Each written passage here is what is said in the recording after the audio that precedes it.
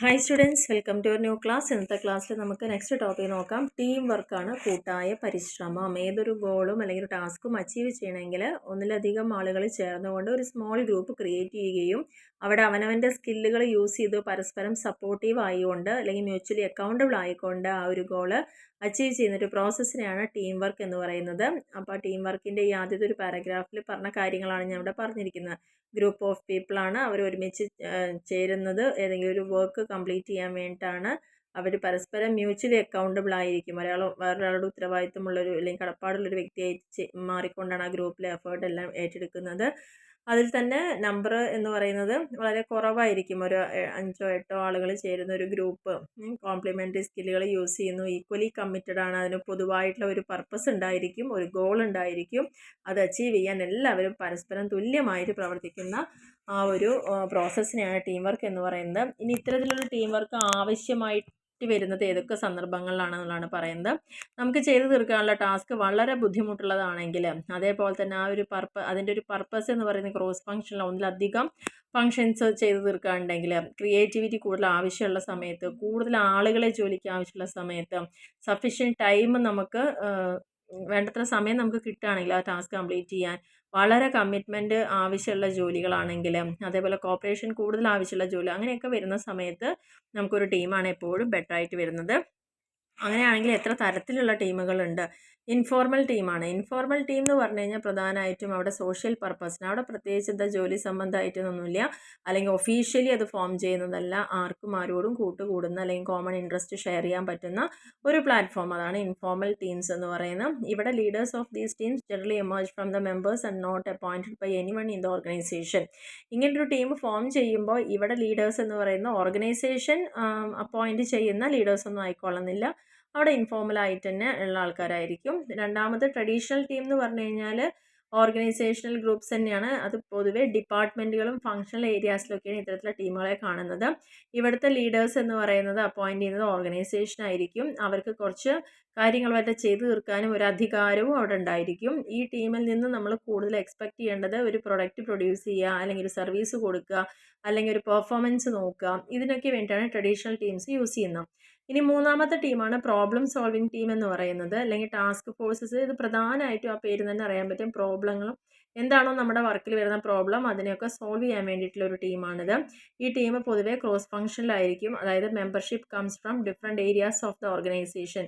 ഒരു ഓർഗനൈസേഷൻ്റെ ഏതെങ്കിലും ഒരു പെർട്ടിക്കുലർ ഡിപ്പാർട്ട്മെൻറ്റോ അല്ലെങ്കിൽ ഏതെങ്കിലും ഒരു ഏരിയയിൽ നിന്ന് മാത്രമാവില്ല, പലതരത്തിലുള്ള പല ആൾക്കാരായിരിക്കും അവിടെ ജോയിൻ ചെയ്യുന്നുണ്ടാവുക. ആൻഡ് അവർക്കൊക്കെ ഓരോ ചാർജുകളും കൊടുക്കും ആ പ്രോബ്ലം സോൾവ് ചെയ്യുന്നതിന് വേണ്ടി. നാലാമത്തെ പോയിന്റ് ലീഡർഷിപ്പ് ടീമുകളുണ്ട്. നാലാമത്തെ പോയിന്റ് ലീഡർഷിപ്പ് ടീമിൽ പ്രധാനമായിട്ട് പറയുന്നത്, ഇത്തരത്തിലുള്ള ടീം കമ്പോസ് ചെയ്യുന്ന മാനേജ്മെൻറ്റ് പല ഫങ്ഷൻസിൽ നിന്നായിരിക്കും ഓർഗനൈസേഷൻ്റെ. ഫോർ എക്സാമ്പിൾ പറയുകയാണെങ്കിൽ, ഒരു ന്യൂ പ്രോഡക്റ്റ് മാർക്കറ്റിലേക്ക് ലോഞ്ച് ചെയ്യാമെന്ന് വിചാരിക്കുക. അപ്പോൾ അവിടെ ഫിനാൻസിൻ്റെ ഹെഡ് ഉണ്ടാവും, പ്രൊഡക്ഷൻ്റെ ഹെഡ് ഉണ്ടാവും, മാർക്കറ്റിങ്ങിൻ്റെ ഹെഡ് ഉണ്ടായിരിക്കും. അങ്ങനെ എല്ലാ തരത്തിലുള്ള ആളുകളെയും ചേർത്തുകൊണ്ടുള്ള എല്ലാറ്റിൻ്റെയും ലീഡേഴ്സിനെ കൊണ്ടുള്ള ഒരു ടീമാണ് ലീഡർഷിപ്പ് ടീം എന്ന് പറയുന്നത്. Top management levels teams are used in developing ഗോൾസും സ്ട്രാറ്റജീസൊക്കെ ഫേമിന് വേണ്ടിയിട്ടോ മൊത്തത്തിലായിട്ടോ അല്ലെങ്കിൽ ഡിപ്പാർട്ട്മെൻറ്റിന് വേണ്ടി ചെയ്യുമ്പോൾ ഈ ഒരു ടീമിൻ്റെ ഒപ്പമായിരിക്കും മാനേജ്മെൻറ്റ് വർക്ക് ചെയ്യുന്നുണ്ടായിരിക്കുക. അഞ്ചാമത്തെ പോയിൻ്റാണ് സെൽഫ് ഡയറക്റ്റഡ് ടീംസ് എന്ന് പറഞ്ഞു കഴിഞ്ഞാൽ, ഇതിന് പ്രധാനമായിട്ട് ഒരു ഓട്ടോണമി കൊടുക്കുന്നത്, അവർ deciding how a job will be done. അവർക്കൊരു ജോബ് അങ്ങോട്ട് കൊടുക്കും, അത് എങ്ങനെ ചെയ്യണമെന്നൊന്നും പറയില്ല, അത് നമ്മൾ തന്നെ സ്വയം നിരീക്ഷിച്ചുകൊണ്ട് അതിൽ ഏറ്റവും ബെറ്റർ ആയിട്ടുള്ളൊരു കാര്യം സെലക്ട് ചെയ്ത് നമ്മൾ തന്നെ കംപ്ലീറ്റ് ചെയ്യാണ് ഇവിടെ ചെയ്യുന്നത്. These teams are proved with a goal by the organization. അവർക്ക് ഓർഗനൈസേഷൻ ഒരു ഗോൾ അവിടെ കൊടുക്കും and determine how to achieve that goal. എങ്ങനെയാണ് ആ ഗോൾ അച്ചീവ് വേണ്ടതെന്നുള്ളത് അവർ തീരുമാനിക്കുക. പല കേസസിലും അങ്ങനെ ഒന്നും അസൈൻ ചെയ്ത് കൊടുക്കില്ല, ലീഡർക്കോ മാനേജർക്കോ ഒരു പ്രത്യേകിച്ച് സ്റ്റാറ്റസ് ഒന്നും കൊടുക്കില്ല. ഈ ടീം കോമൺലി എന്ത് ചെയ്യുന്നുണ്ട്, to choose new team members. അപ്പോൾ ഇവരെന്ത് ചെയ്യും, പുതിയ ടീം മെമ്പേഴ്സിനെ സെലക്ട് ചെയ്യും, ഡിസൈഡ് ചെയ്യും എങ്ങനെ വർക്ക് അസൈൻമെൻറ്റുകൾ കൊടുക്കുക ആൻഡ് റെസ്പോൺസിബിലിറ്റി കൊടുക്കും, അതിനൊക്കെ കൃത്യമായിട്ട് ഇവാലുവേറ്റ് ചെയ്യും ആൻഡ് ക്വാളിറ്റി സ്റ്റാൻഡേർഡ്സ് അവർ മീറ്റ് ചെയ്യും, കൃത്യമായിട്ട് ബയേഴ്സും സപ്ലയേഴ്സുമായിട്ട് ഇൻട്രാക്ട് ചെയ്യാം. But otherwise have great freedom in determining what the team does. ഇതിൻ്റെ ഏറ്റവും പ്രത്യേകത എന്ന് പറയുന്നത്, ടീമിന് ഗോൾ മാത്രമേ കൊടുക്കുള്ളൂ, അവർക്ക് എങ്ങനെ അത് വേണമെങ്കിലും കംപ്ലീറ്റ് ചെയ്ത് കൊടുക്കുക എന്നുള്ളതാണ് അതിൻ്റെ പ്രത്യേകത. And A particular project and leader emerges for the project. The team is responsible for carrying. പക്ഷേ ആ ഒരു പ്രൊജക്റ്റിൻ്റെ നടത്തിപ്പ് എന്ന് പറയുന്നത് തീർച്ചയായിട്ടും ഈ ഒരു ടീമിൽ തന്നെ ഉത്തരവാദിത്തം ഉണ്ടായിരിക്കും എന്നുള്ളതാണ് പറയുന്നത്. പുതിയ മെമ്പേഴ്സിനെ റിക്രൂട്ട് ചെയ്യുക അല്ലെങ്കിൽ അതെല്ലാം ഇവരുടെ മാത്രം ഉത്തരവാദിത്തത്തിൽ വരുന്ന കാര്യങ്ങളാണ്. ആറാമത്തെ പോയിന്റിൽ പറഞ്ഞ വെർച്വൽ ടീംസ് ആണ്. ഇത് പ്രധാനമായിട്ട് വരുന്നത് ടെക്നോളജിയാണ് ഇവിടെ വലിയ ഒരു റോള് ഇവിടെ ഉണ്ടായിരിക്കുന്നത്. കൊളാബറേറ്റീവ് സോഫ്റ്റ്വെയറും കോൺഫറൻസിങ് സിസ്റ്റം ഒക്കെയാണ് അതിന് വേണ്ടിയിട്ടുള്ള ടീമുകളാണിത്. ഒരു ബിസിനസ് കണ്ടക്ട് ചെയ്യുക, ഡോക്യുമെന്റ്സ് ഷെയർ ചെയ്യുക, ഡിസിഷൻസ് ഫിസിക്കലി അല്ലാതെ തന്നെ ഒരു വീഡിയോ കോൺഫറൻസിങ് വഴിയൊക്കെ ഡിസിഷൻ എടുക്കുക. അപ്പോൾ ഈ ഒരു മാനേജ്മെൻറ്റ് വെർച്വൽ ടീംസും വളരെ ഡിഫറെൻ്റ് ആയിരിക്കും. കാരണം issues can be discussed without face to face contact. ഇവിടെ എന്ത് പ്രോബ്ലം ഉണ്ടെങ്കിലും അവിടെ നമ്മൾ നേരിട്ട് കണ്ടിട്ടൊന്നുമല്ല തീർക്കുക. And depend on video conferencing tools use ചെയ്തിട്ടാണ് ഈ ഒരു ടീം അവിടെ സോൾവ് ചെയ്യുന്നത്. അപ്പോൾ 6 തരത്തിലാണ് ഡിഫറെൻറ്റ് ടൈപ്സ് ഓഫ് ടീമുകൾ ഉള്ളത്. ഇനി എന്തൊക്കെയാണ് ഒരു ഇഫക്റ്റീവ് ടീം? നമ്മൾ ഫോർമുലേറ്റ് ചെയ്തിരിക്കുന്ന ടീം വളരെ ഇഫക്റ്റീവ് ആയിരിക്കണം. അങ്ങനെയാണെങ്കിൽ ആ ടീമിൻ്റെ ക്യാരക്ടറിസ്റ്റിക്സ് എന്ന് പറയുന്നത് കൃത്യമായിട്ടുള്ള ഡയറക്ഷൻസ് എല്ലാ മെമ്പേഴ്സിനും ഉണ്ടായിരിക്കും. അതാണ് ഒരു ഇഫക്റ്റീവ് ടീമിൻ്റെ ഒന്നാമത്തെ പ്രത്യേകത എന്ന് പറയുന്നത്. ക്ലിയർ ഡയറക്ഷൻ, ക്ലിയർ റെസ്പോൺസിബിലിറ്റീസ്, ഓരോരുത്തരും ചെയ്യേണ്ട അവരുടെ കടമകൾ, ഉത്തരവാദിത്തങ്ങൾ, ഡ്യൂട്ടീസ് അവരെങ്ങനെ ചെയ്യണം, ഒരു ഗോൾ എങ്ങനെ അച്ചീവ് ചെയ്യണം, എല്ലാം ക്ലിയർ ആയിട്ടുള്ള ഡയറക്ഷനൊക്കെ കൊടുത്തിട്ടുണ്ടായിരിക്കും. മെമ്പേഴ്സിന് പരസ്പരം കൃത്യമായിട്ടുള്ളൊരു ധാരണ, നോളജബിൾ ആയിരിക്കും എന്നുള്ളതാണ് പറയുന്നത്. എത്ര മെമ്പേഴ്സ് ഉണ്ടോ അവരുടെ സ്കില്ലും നോളജും ആ ഒരു ടാസ്കിന് വേണ്ടിയിട്ട് ആ ടീമിലത്തെ ഓരോരുത്തരെയും കൃത്യമായിട്ട് അറിയാൻ സാധിക്കുന്നുള്ളതാണ് പറയുന്നത്. റീസണബിൾ ഓപ്പറേറ്റിംഗ് പ്രൊസീജിയേഴ്സ്, ഈ ഒരു ടീമിൽ ആൾക്കാരെ നമ്മൾ അപ്പോയിൻറ്റ് ചെയ്ത് കഴിഞ്ഞാൽ കൃത്യമായിട്ടായിരിക്കും എൻ്റെ ഓപ്പറേറ്റിംഗ് പ്രൊസീജിയേഴ്സ് അവിടെ സെറ്റ് ചെയ്തിട്ടുണ്ടായിരിക്കുക എന്നാണ് പറയുന്നത്. നെക്സ്റ്റ് പോയിന്റിൽ പറഞ്ഞ ഇൻ്റർപേഴ്സണൽ റിലേഷൻഷിപ്പാണ്. ഇൻ്റർപേഴ്സണൽ റിലേഷൻഷിപ്പ് എന്ന് പറഞ്ഞാൽ ഈ ഒരു ടീം കമ്പോസ് ചെയ്തിരിക്കുന്നതിന് ഡിഫറെൻ്റ് ആയിട്ടുള്ള ഇൻഡിവിജ്വൽസ് ആയിരിക്കും. ഓരോരുത്തർക്കും അവരുടേതായ വാല്യൂസ് സ്വന്തമായിട്ടുള്ള ഉണ്ടായിരിക്കും. അതിനെയൊക്കെ മനസ്സിലാക്കി റെക്കഗ്നൈസ് ചെയ്തിട്ട് ആ ഒരു ഡൈവേഴ്സിറ്റീനെയാണ് ഇവർ ഒന്നിച്ച് ചേർത്തുകൊണ്ട് ഒരു കോമൺ ടീമാക്കിയിട്ട് മാറ്റുന്നത്. പിന്നെ ഷെയറിങ് സക്സസ് ആൻഡ് ഫെയിലിയേഴ്സ്. ഇനി ഇവിടെ നമുക്കറിയാം സക്സസ് ആണെങ്കിൽ എല്ലാവരും അപ്രീഷിയേറ്റ് ചെയ്യണം. ആ ഒരു ടീം മെമ്പേഴ്സ് തന്നെ അവരുടെ ആ ഒരു അപ്രീസിയേഷൻ എക്സ്പ്രസ് ചെയ്യണം. ഒരു ക്രിറ്റിസിസം ആണെങ്കിലും അതേപോലെ തന്നെയാണ് വരുന്നത്. അപ്പോൾ ഓർഗനൈസേഷൻ എപ്പോഴും റിവാർഡ് കൊടുക്കാനും അതേപോലെ തന്നെ മെമ്പേഴ്സ് എന്തെങ്കിലും ഫെയിലിയർ വന്നാൽ അതിനെ ഹോൾഡ് ചെയ്യാനും അവർക്ക് സാധിക്കണം എന്നുള്ളതാണ് പറയുന്നത്. എക്സ്റ്റേണൽ റിലേഷൻഷിപ്പാണ് നെക്സ്റ്റ് പോയിന്റിൽ പറയുന്നത്. ഈ ഒരു പ്രോസസ് ഓഫ് സ്ട്രോങ് ടീമിൽ വരുന്നത് ഗ്രൂപ്പ്സ് എപ്പോഴും external to team are frequently ignored. In order to team successfully complete its task, it cannot operate in isolation from the rest of the organization. ഈ ഒരു task complete ചെയ്യാൻ വേണ്ടി മാത്രം അവിടെ ഉള്ളിലുള്ള ആളുകൾ ഈ ഒരു ഗ്രൂപ്പിലുള്ള ആളുകൾ മാത്രമായിട്ട് നമുക്ക് ഇൻട്രാക്ട് ചെയ്തിട്ട് കാര്യമില്ല. അതുകൊണ്ട് തന്നെ ചിലപ്പം പല സഹായങ്ങൾക്കും നമുക്ക് പുറമേ നിന്നും ആളുകളുടെ ആവശ്യം വരും. അപ്പോൾ ക്ലിയർ ലൈൻസ് അവിടെ ഉണ്ടായിരിക്കണം. ആ പുറമേയുള്ള വ്യക്തികളായിട്ട് നമുക്ക് എത്രത്തോളം ഏത് എക്സ്റ്റെൻറ്റ് വരേക്ക് നമ്മുടെ റിലേഷൻഷിപ്പ് കൊണ്ടുപോകാം എന്നുള്ളത് അവിടെ കൃത്യമായിട്ടൊരു ക്ലിയർ ലൈൻ അവിടെ ഉണ്ടായിരിക്കുന്നതാണ് പറയുന്നത്. അപ്പോൾ ഇത്രയാണ് ഒരു ഇഫക്റ്റീവ് ആയിട്ടുള്ള ടീമിൻ്റെ ക്യാരക്ടറിസ്റ്റിക്സ് എന്ന് പറയുന്നത്. നെക്സ്റ്റ് ടോപ്പിക്കാണ് ടീം ബിൽഡിംഗ് എന്ന് പറയുന്നത്. പ്രധാനമായിട്ടും 5 സ്റ്റേജസ് ആണ് ഈ ഒരു ടീം ബിൽഡിങ്ങിന് വരുന്നത്. ഒരു ടീം ആദ്യമായിട്ട് വരുന്ന സ്റ്റേജിനാണ് ഫോമിംഗ് എന്ന് പറയുന്നത്. അതായത് ഫസ്റ്റ് സ്റ്റേജാണ് ഫോം ചെയ്യുക എന്ന് പറയുന്നത്. Forming of team occurs. ഈ ഒരു സ്റ്റേജിലെ മെമ്പേഴ്സ് പരസ്പരം ഒന്ന് പരിചയപ്പെടുന്ന ഒരു സ്റ്റേജാണ്. അധിക മെമ്പേഴ്സും വളരെ പോസിറ്റീവ് ആൻഡ് പൊളൈറ്റ് ആയിട്ടായിരിക്കും. ചിലർ കുറേ ആങ്ഷ്യസ് ആയിരിക്കും. കാരണം എന്താണ് ടീം, എന്താണ് വർക്ക്, റോള്, റെസ്പോൺസിബിലിറ്റി ഒന്നും ക്ലിയർ ആവില്ല. അപ്പോൾ ഒരുപാട് ടെൻഷനും ആങ്സൈറ്റിയും അപ്പം പരസ്പരം പരിചയപ്പെട്ട ആ ഒരു ടാർഗറ്റിലേക്ക് അച്ചീവ് ചെയ്യാനുള്ള ഒരു ലെവലിലേക്ക് എത്തുക, ഒരു അക്വൈൻറ്റൻസ് ഉണ്ടാക്കുക എന്നുള്ളതാണ് ഇവിടെ ആദ്യത്തെ സ്റ്റേജിൽ വരുന്നത്. അതാണ് ഫോമിംഗ് സ്റ്റേജ് എന്ന് പറയുന്നത്. ഒരു ടീം ഫോം ചെയ്ത് കഴിഞ്ഞാൽ നെക്സ്റ്റ് ആണ് സ്റ്റോമിംഗ് എന്നുള്ളൊരു കാര്യം വരുന്നത്. സ്റ്റോമിംഗ് എന്ന് പറഞ്ഞു കഴിഞ്ഞാൽ ഇവിടെ ആ ഒരു നോവൽറ്റി, എന്തിനാണ് ഞാൻ ഈ ഒരു ഗ്രൂപ്പിലെ മെമ്പർ ആയിരിക്കുന്നത്, നമ്മൾ ചെയ്യേണ്ട കാര്യങ്ങൾ, കോൺഫ്ലിക്റ്റുകളൊക്കെ മെല്ലെ അവിടെ സ്റ്റാർട്ട് ചെയ്യുന്ന ഒരു സ്റ്റേജാണ്. ചില മെമ്പേഴ്സ് എന്ന് പറയുന്നത് ടീമിൽ അവർക്ക് കൂടുതലായിട്ട് മറ്റുള്ളവരുടെ പ്രോസസ്സ് നമ്മൾ ഇൻഫ്ലുവൻസ് ചെയ്യാൻ പറ്റുന്നതായിരിക്കും. ലീഡർഷിപ്പൊക്കെ നല്ല രീതിയിൽ യൂട്ടിലൈസ് ചെയ്യേണ്ട ഒരു സ്റ്റേജ് ആയിരിക്കും. ഇൻ്റർപേഴ്സണൽ കോൺഫ്ലിക്റ്റുകളൊക്കെ അതിൻ്റെ ഫലമായിട്ട് ഉണ്ടാവാം. കോൺഫ്ലിക്ട്സ് ഒക്കെ ടാസ്ക് റിക്വയർമെൻറ്റ്സിനെയൊക്കെ ചിലപ്പം അഫക്റ്റ് ചെയ്യാം, അല്ലെങ്കിൽ best way to achieve the task എന്നുള്ളതാണ് പറയുന്നത്. ഈ ഒരു സ്റ്റേജിൽ കൂടുതലായിട്ട് ലിസൺ ചെയ്യുക, ആൻഡ് മ്യൂച്വലി ആക്സെപ്റ്റബിൾ ആയിട്ടുള്ള റെസൊല്യൂഷൻസ് എടുക്കുക എന്നുള്ളതാണ് പറയുന്നത്. Team can either emerge united and ready to take the assigned task. ഇവിടെ നമ്മളെല്ലാ പ്രശ്നങ്ങളും സോൾവ് ചെയ്തുകൊണ്ട് അവർ അസൈൻഡ് ടാസ്ക് ഏറ്റെടുക്കാൻ റെഡി ആവുക, അല്ലെങ്കിൽ വർക്ക് ഡിവൈഡ് ചെയ്ത് കൊടുക്കുക, അല്ലെങ്കിൽ ഒരു പാസീവ് റോളിൽ ഓരോ മെമ്പേഴ്സിനും ഉണ്ടാവുക എന്നുള്ളതാണ്. മൂന്നാമത്തെ സ്റ്റേജാണ് നോമിങ് എന്ന് പറയുന്നത്.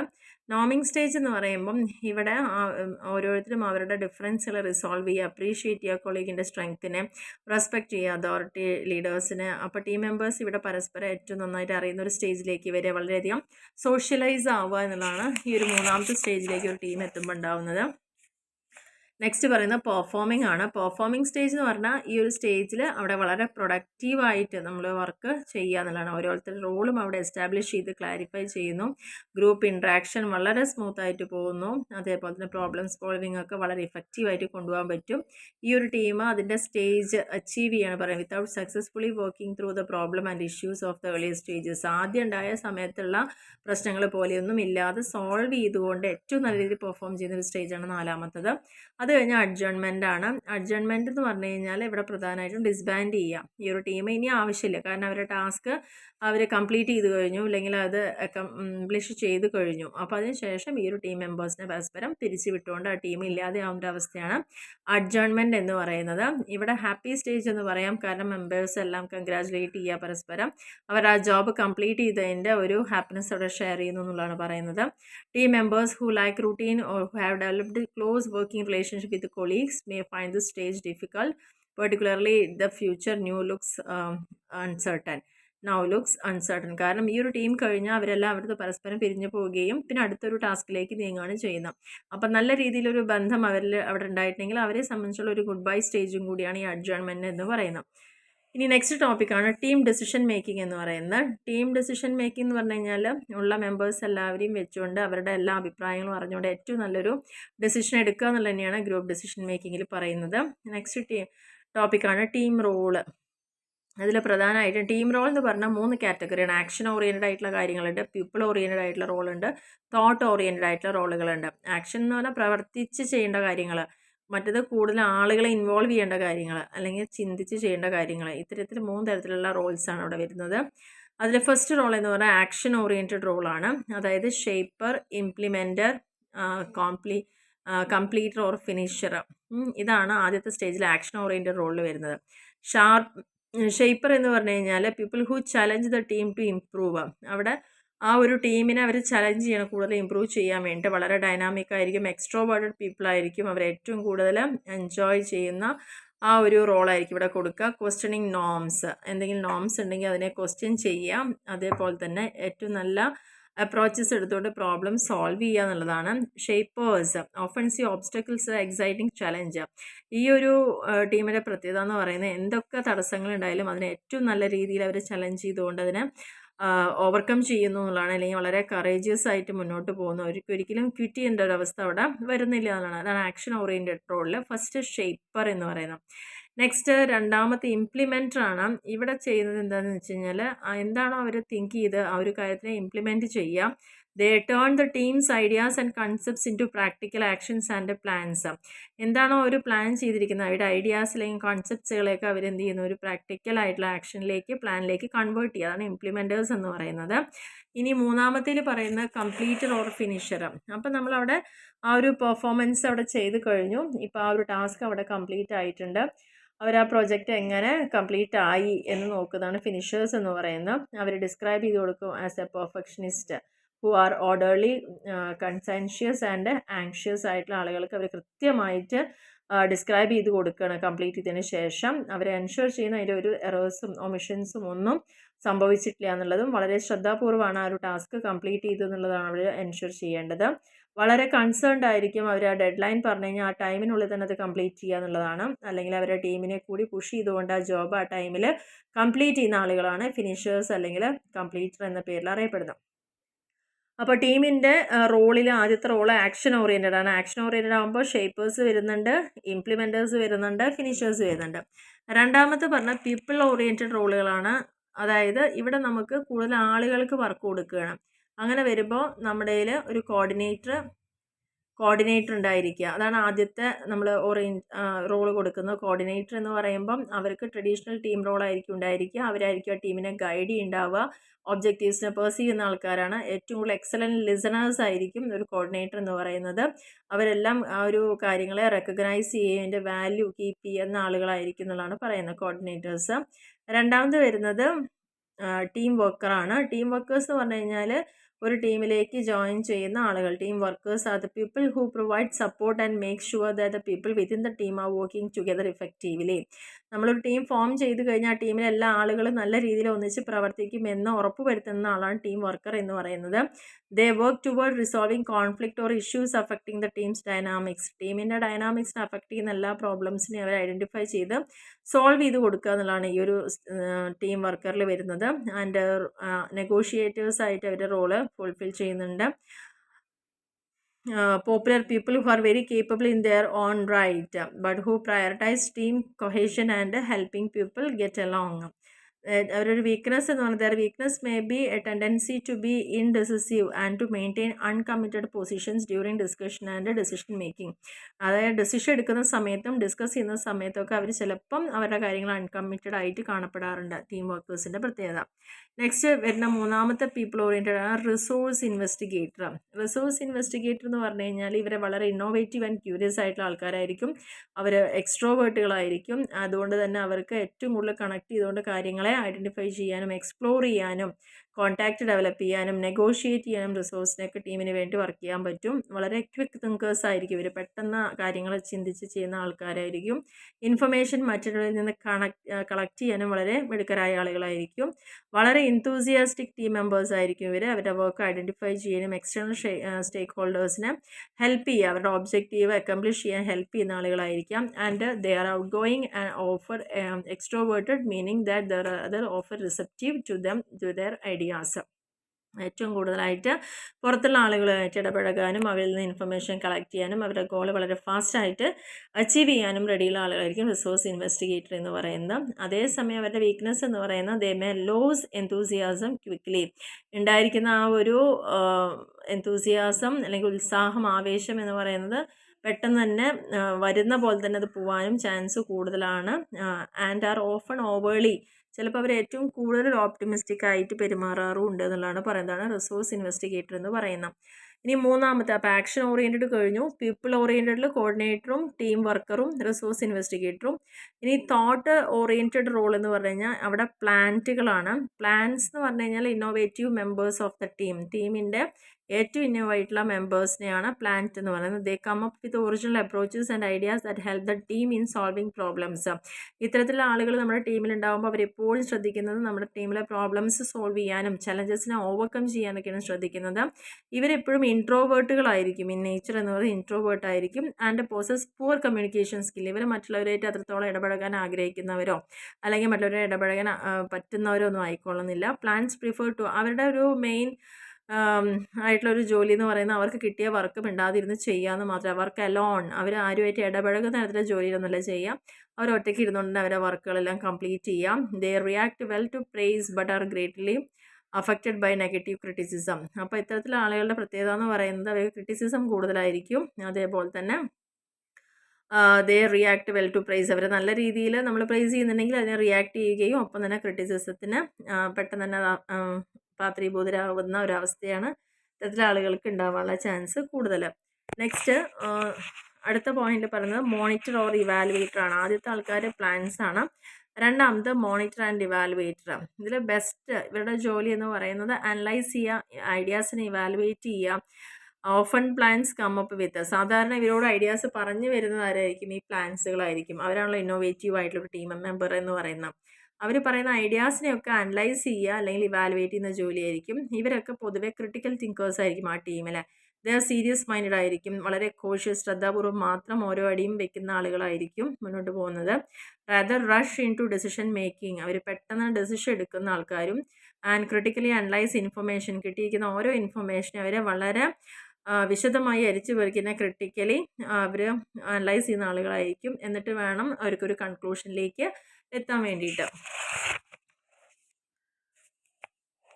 മൂന്നാമത്തെ ആളുകളാണ് സ്പെഷ്യലിസ്റ്റ് എന്ന് പറയുന്ന. സ്പെഷ്യലിസ്റ്റ് എന്ന് പറയുന്ന ആളുകൾ എന്താണ്? അവർക്ക് സ്പെഷ്യലൈസ്ഡ് നോളജ് ഉണ്ടാകുന്ന ഒരു ജോബ് കംപ്ലീറ്റ് ചെയ്യാൻ വേണ്ടിയിട്ട് മാത്രമല്ല, ചില പെർട്ടിക്കുലർ ഏരിയയിലുള്ള ഒരു നോളജുള്ള ആളുകളാണ് സ്പെഷ്യലിസ്റ്റുകൾ എന്ന് പറയുന്നത്. അവർ അവരുടെ സ്കില്ലും എബിലിറ്റിയും കൊണ്ട് തന്നെ അവർ അഭിമാനത്തോടെ ഇരിക്കുന്ന ആളുകളും work to maintain that professional status എപ്പോഴും ഒരു മെയിൻറ്റെയിൻ ചെയ്യാൻ പറ്റുന്ന ആളുകളായിരിക്കും. അവർ വളരെ എക്സ്പേർട്ട് നോളജുള്ള ആളുകളുമായിട്ട് ഇടപെടുന്ന ഒരു പെർട്ടിക്കുലർ ഏരിയയിലായിരിക്കും അവർ സ്പെഷ്യലിസ്റ്റ് ആയിരിക്കുന്നത്. അവരുടെ കോൺട്രിബ്യൂഷൻ എന്ന് പറയുന്നത് വളരെ ലിമിറ്റഡ് ആയിരിക്കും ആ ടീമിലേക്ക്. കാരണം ഓൺലി ടു ദെയർ ഏരിയ അവർക്ക് ഏറ്റവും കൂടുതൽ അറിവുള്ള ഭാഗങ്ങളിൽ മാത്രമാണ് ആ ടീമിനെ ഹെൽപ്പ് ചെയ്യാൻ പറ്റുള്ളൂ. അവരുടെ പ്രയോറിറ്റി എന്ന് പറയുന്നത് അവരുടെ പ്രൊഫഷണൽ സ്റ്റാൻഡേർഡ് മെയിൻറ്റെയിൻ ചെയ്യുക എന്നുള്ളതാണ്.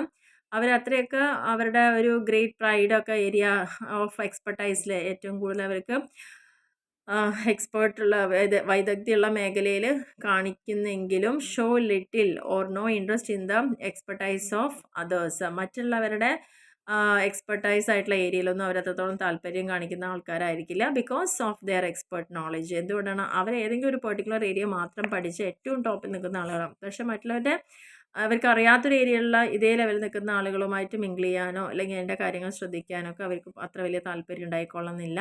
പക്ഷേ ഇവരും ഒരു ടീമിൻ്റെ അവിഭാജ്യ ഘടകം തന്നെയാണ് എന്നുള്ളതാണ് പറയുന്നത്. അപ്പോൾ പ്രധാനമായിട്ടും ടീമിൻ്റെ റോളിനെ നമ്മൾ 3ആയിട്ട് ഡിവൈഡ് ചെയ്തു. ഓരോ ടീമിൻ്റെ റോളുകളെ ആക്ഷൻ ഓറിയൻറ്റഡ്, പീപ്പിൾ ഓറിയൻറ്റഡ്, അതുപോലെ തന്നെ തോട്ട് ഓറിയൻറ്റഡ്. ആക്ഷൻ ഓറിയൻറ്റഡിൽ ഷേപ്പേഴ്സ് ഉണ്ടായിരുന്നു, ഇംപ്ലിമെൻറ്റേഴ്സ് ഉണ്ടായിരുന്നു, ഫിനിഷേഴ്സ് ഉണ്ടായിരുന്നു. പീപ്പിൾ ഓറിയൻറ്റഡിൽ കോർഡിനേറ്റേഴ്സ് ഉണ്ടായിരുന്നു, അതേപോലെ ടീം വർക്കർ, പിന്നെ റിസോഴ്സ് ഇൻവെസ്റ്റിഗേറ്റർ ആണ്. തോട്ട് ഓറിയൻറ്റഡ് ആയിട്ടുള്ള ആളുകൾക്ക് പ്ലാന്റർ ഉണ്ടായിരുന്നു, മോണിറ്റർ ആൻഡ് ഇവാലുവേറ്റർ ഉണ്ടായിരുന്നു. നെക്സ്റ്റ് പോയിന്റിൽ പറഞ്ഞത് സ്പെഷ്യലിസ്റ്റ് ആണ് ഉണ്ടായിരുന്നത്. അപ്പോൾ ഇത്രയാണ് ഈ ഒരു ക്ലാസ്സിൽ എടുത്ത ടോപ്പിക്കുകൾ. ഈ പറഞ്ഞിരിക്കുന്ന ഓരോ കാര്യങ്ങളും നമ്മൾ ഡിസ്കസ് ചെയ്ത് ടീം റോളിനെ കുറിച്ച് ഡീറ്റെയിലായി പറഞ്ഞു. അതേപോലെ തന്നെ എന്താണ് ഒരു ടീം വർക്ക് എന്നുള്ളതാണ് നമ്മൾ സ്റ്റാർട്ട് ചെയ്തത്. ടീം വർക്ക് എന്താണ്, ടീം വർക്കിൽ എത്ര തരത്തിലെ ടീമുകളുണ്ട്, അതുപോലെ ഒരു ടീം വളരെ ഇഫക്റ്റീവ് ആവണമെങ്കിൽ അതിനുണ്ടാവേണ്ടതായിട്ടുള്ള ക്യാരക്ടറിസ്റ്റിക്സ് എന്തൊക്കെയാണ്, പിന്നെ ടീം ബിൽഡിങ് ഒരു 5 പ്രോസസ്സ് ഓൾറെഡി നമ്മൾ മുന്നത്തെ ഒരു ക്ലാസ്സിലും ഇത് വന്നതാണ്. അതായത് പ്രധാനമായിട്ടും ഫോം ചെയ്യുക, സ്ട്രോങ് ഉണ്ടാവുക, നോമിങ് നടത്തുക, അതുപോലെ പെർഫോം ചെയ്യുക, അഡ്ജേൺ ചെയ്യുക എന്നുള്ള കാര്യങ്ങളൊക്കെ. അപ്പോൾ ഇത്രയാണ് ഇന്നത്തെ ഒരു ക്ലാസ്സിൽ പറഞ്ഞിരിക്കുന്നത്. എല്ലാവർക്കും ഇത് ക്ലിയർ ആയി എന്ന് വിചാരിക്കുന്നു. Okay, thank